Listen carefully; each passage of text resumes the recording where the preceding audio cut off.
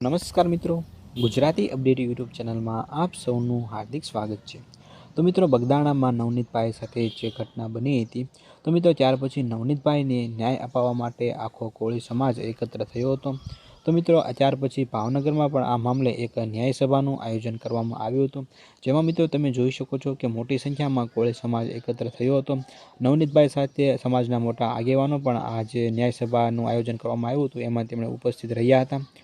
તો મિત્રો, તમારું આ વિડીયો વિશે શું કહેવું છે એ તમે કોમેન્ટમાં અમને જરૂરથી જણાવજો। અને આ વિડીયો જો તમને પસંદ આવ્યો હોય તો વિડીયોને એક લાઇક કરી દેજો અને સાથે સાથે ચેનલને સબસ્ક્રાઈબ પણ જરૂરથી કરી દેજો।